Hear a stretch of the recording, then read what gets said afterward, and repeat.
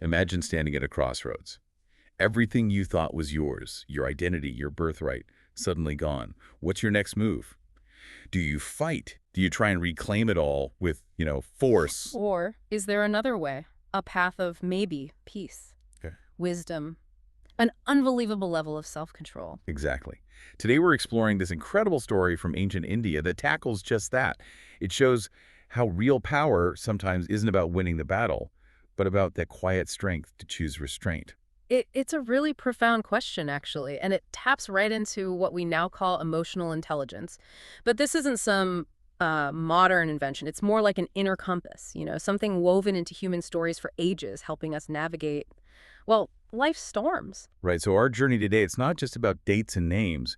We're digging for those core insights. Yeah, seeing how these ancient choices still speak to us today, whether it's like a tricky situation at work or even just managing family stuff. So let's explore this rich history together, almost like we're uncovering these truths right alongside you. We want to see how decisions from centuries back can still be a guide for living well now. Showing that the biggest wins might actually happen internally, in the heart. Okay, let's dive into the amazing story of Raja Hari Chand. He was a Katok ruler in Kangra, early 15th century, so around 1415 maybe. Right. And he wasn't just any king. He really embodied that rugged spirit of the Himalayan foothills.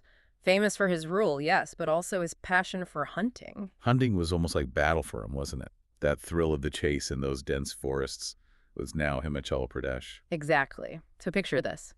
One crisp autumn day, air smelling like pine. Hari Chand's out on a big hunt. He gets completely absorbed chasing this really fast deer, goes deeper and deeper into the woods, gets separated from his guards, everyone. Uh-oh.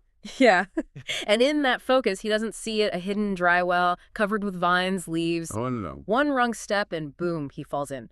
Lands hard, trapped, alone, in the dark. Wow. So back at the palace, chaos, right? Total panic. Search parties are out for days, calling his name through the valleys, but nothing. Maybe animal tracks confuse them. So they just assume the worst. Tragically, yes. They conclude he must be dead.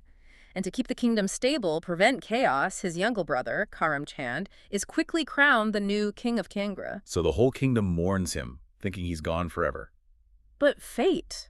Well, fate had other plans. Days later, maybe even weeks, Hari Chand is found. It's miraculous, really. How? Who found him? Accounts vary. Some say local tribespeople, maybe Ahirs, a pastoral group, or just villagers out working their fields. They hear faint cries. They look down the well, see this figure, disheveled but alive, and they manage to haul him out, maybe with ropes made from vines. Incredible. So he's rescued. What then? He's grateful, determined. He starts the long journey back to Kangra, expecting, a huge welcome, ready to take his place back. And this is where it gets really intense, isn't it? Absolutely. Imagine him arriving back, heart-pounding, only to see his own brother, Karam Chand, sitting on the throne he thought was his. Our kingdom had moved on. Wow. Instantly there are whispers. Conflict brewing. Hari Chand's loyal supporters are furious, urging him, fight, take back what's yours. Swords are probably being drawn. Civil war.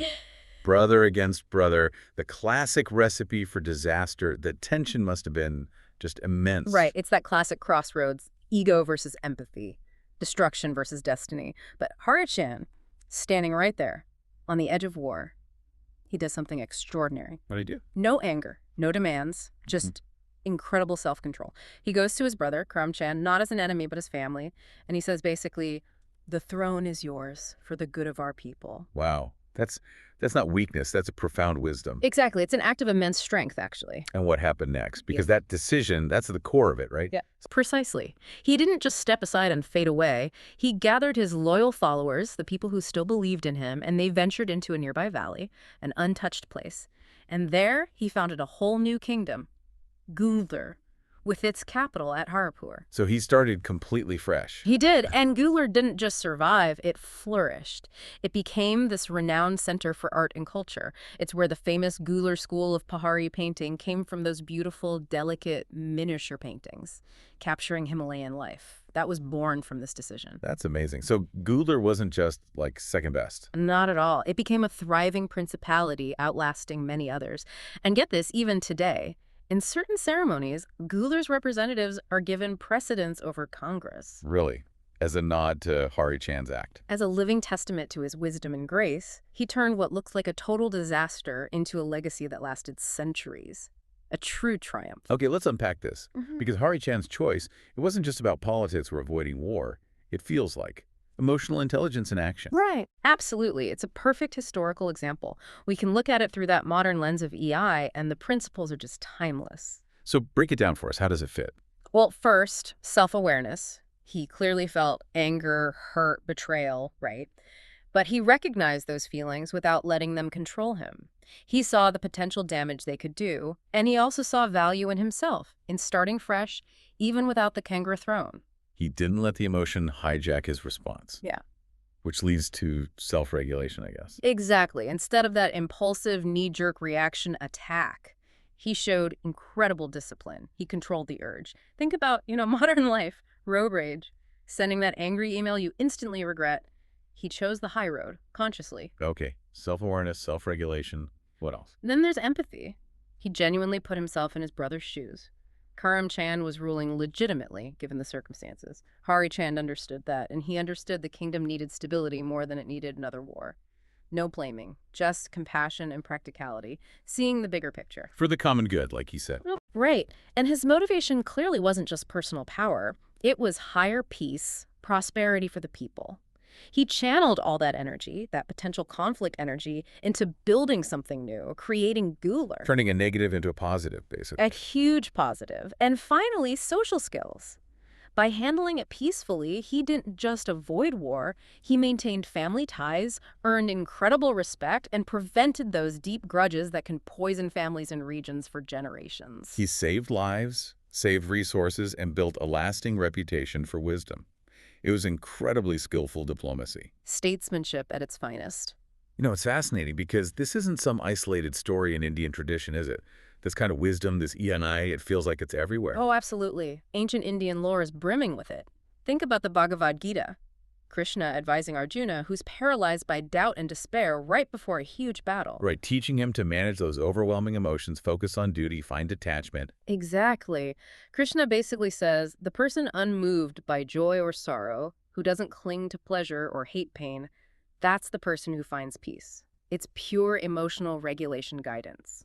And it goes way back, even further. Definitely. The Vedas, the Upanishads, they constantly talk about mastering the senses, achieving inner harmony. They understood that your internal state shapes your reality. Even ancient medical texts, like the Charaka Samhita, connect mental health directly to balanced emotions. They knew it impacted well-being. What about things like the Panchatantra? Those animal fables? Great example. Those stories seem simple, but they're packed with EI lessons. Cunning foxes, wise turtles. They succeed by reading situations, understanding others' motivations, controlling their own impulses, planning ahead. It's all strategy based on understanding emotions and behavior. And the Mahabharata again. Yudhishthira's calmness during exile versus Duryodhana's consuming jealousy. A perfect contrast. Yudhishthira's composure saves them repeatedly, while Duryodhana's unchecked envy literally destroys kingdoms. It's a stark warning about where uncontrolled emotions lead. It's not just the epics either, is it? No, Hindu mythology is full of it. Lord Rama showing empathy by forgiving Vikashana, his enemy Ravana's brother. That builds trust, changes the course of the war. Or goddess Durga fighting demons, it's often described as calm fury, power under control, focused, not chaotic rage. Even the Jataka tales, the Buddha's past lives, they're all about compassion, resilience, wisdom, core EI traits. Okay, so bringing this all forward, what does Raja Hari Chan's story and all this ancient wisdom mean for us right now, today? Well, in our world, fast-paced, social media amplifying everything, workplaces demanding collaboration, emotional intelligence isn't just nice anymore. It's kind of the secret sauce, isn't it? Yeah, it really feels essential for navigating it all. Think about modern figures. Nelson Mandela choosing reconciliation in South Africa instead of revenge. That was pure emotional intelligence preventing a civil war. Incredible example. Or someone like Warren Buffett in business. Hmm. He openly says his success isn't just IQ, it's temperament. Controlling those urges that get other investors into trouble, that's self-regulation. And closer to home, perhaps, Mahatma Gandhi. Absolutely. His entire philosophy of nonviolence, ahimsa, required immense mastery of his own emotions, while also understanding the psychology, the frustrations of the British. It was deeply strategic EI. Let's make it even more everyday, like a family argument over inheritance. Happens all the time. Right. Instead of lawyers and bitterness, what if someone takes a breath, channels Hari-chan, yields maybe, starts fresh, and ends up thriving anyway, builds something new. Or at work. You get passed over for that promotion you wanted. The instinct is resentment, maybe sabotage. But the EI response, okay, feel the disappointment, sure, but then channel that energy. Upskill. Look for new opportunities. Don't let it fester. Hari-chan's story is that powerful reminder. Wisdom isn't winning every single fight. It's choosing the right fights. And sometimes the wisest choice is peace. Creation over conflict. And his choice had ripple effects, remember? It preserved Kotok unity in a way, allowing branches like the Gularias named after his kingdom to flourish separately. It avoided that infighting that destroyed so many other ruling families. The Gularia Rajputs today trace their lineage directly back to this positive split. It's a living legacy. You mentioned education, too. Blending history and psychology. Yeah, imagine schools discussing Arjuna's doubt not just as myth, but relating it to modern anxiety. And Krishna's advice as a kind of ancient therapy, teaching coping mechanisms. It makes history so much more relevant. Of course, it's not always easy. Some people still see EI as soft, right? Not serious. True, that perception exists. But you look at the Katok's fierce warriors, and Hari-chan's choice wasn't soft, it was incredibly strong and strategic. It redefined strength. And we should also acknowledge the women in these stories. Often less visible, but showing immense EI, too. Definitely. Think of Draupadi in the Mahabharata. Her pleas, her strategies, navigating those incredibly difficult patriarchal situations required enormous emotional intelligence, courage, and cunning. So as we wrap up this deep dive, that image of falling into the well, it feels like a metaphor, doesn't it? It really does. Life throws things at us. Job losses, betrayals, big global shifts, personal stuff. Falling in is easy. But climbing out with grace. And not just climbing out, but using that fall as the foundation for something completely new, something that thrives. Yeah. That feels like the real art. Ari-chan didn't just survive. He absolutely thrived. He put wisdom on the throne, didn't he? Yeah. You know, in tradition, when people pray to Lord Ganesha to remove obstacles, maybe that's what we're really doing. Calling on that inner strength, that emotional intelligence to navigate the blockage. I like that. It's about finding the wisdom within to clear the path. So maybe the takeaway is this. Next time trouble knocks, next time you're at that crossroads between conflict and compromise, just pause Take that breath. and ask yourself, what would Raja Hari-chan do?